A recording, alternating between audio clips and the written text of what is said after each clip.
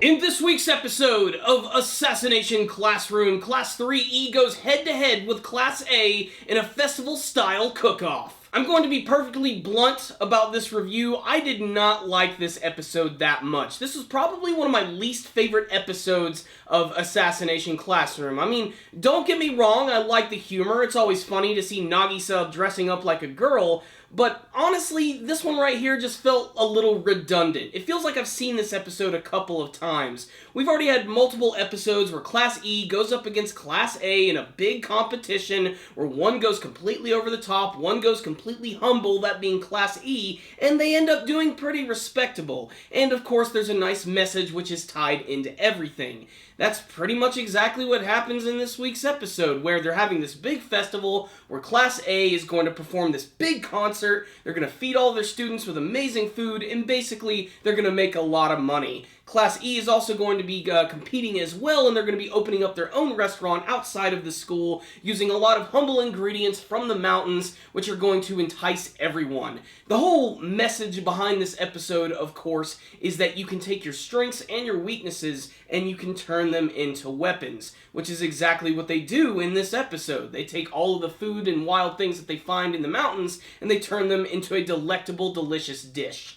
The thing is, though, it's just more of the same. We've already seen Class E and A go up against each other, and it just seems like I'm seeing the same thing over and over and over. I feel like I'm repeating the same thing over and over and over. I pretty much am at this point. But there is one thing about this episode that is really nice. It's basically a great refresher for all of the people who have been watching Assassination Classroom since the beginning of the anime series. The reason I say that is because there are a ton of cameos from a lot of characters in this episode. We get to see the return of Lovero, who apparently survived his attack from the Reaper. We get that one sniper guy who's returning. We get all of those goons and gangsters who were picking on them on that class trip returning. Not only that, but we get the return of Yuji the Pothead, who actually ends up being kind of the hero in this week's episode, despite the fact that he finds out that Nagisa has a dong. Yeah, for some odd reason, even in broad daylight, he still can't quite tell that Nagisa is actually a boy. It didn't really help either that they actually ended up putting a skirt on Nagisa, but, you know,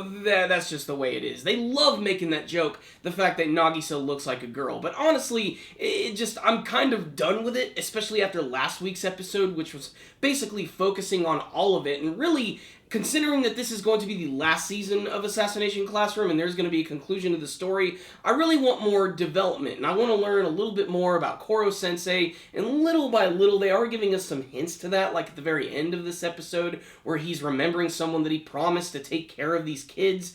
But still, it's pretty much just that right there. Just more Class E, Class A, competing against each other, more of the same, with a life lesson at the end of the day. There are some funny moments from this episode, but honestly, nothing too memorable, and nothing that you couldn't get out of any other comedy anime series. That being said, I do have to say that Professor Bitch's brand new appearance is definitely growing on me. I love that sweater of hers. So what's the rundown on this week's episode of Assassination Classroom? Like I said, basically just more of the same. I know there's going to be some Ass-Class fans who completely disagree with me, and I'd love to hear why.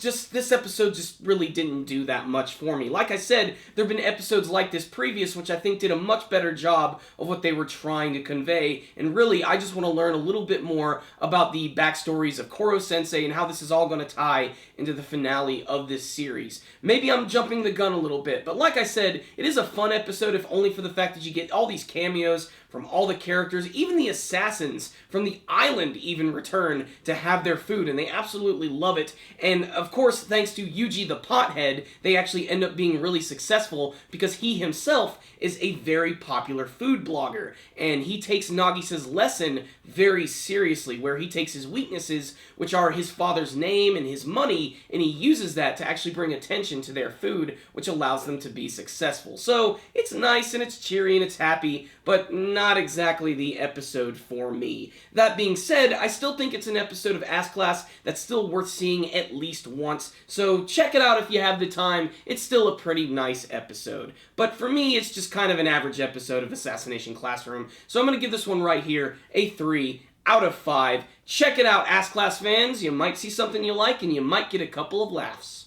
If you did watch this week's episode of Assassination Classroom, make sure to tell me what you thought about it in the comment section below. Tell me about your favorite scenes, scenes that made you laugh, scenes that made you cry, and what you want to see from the rest of Assassination Classroom. Thank you guys again for watching this video. Make sure to like it, share it with your friends, and subscribe to the channel. Thank you guys again for watching, and as always, stay dandy, baby!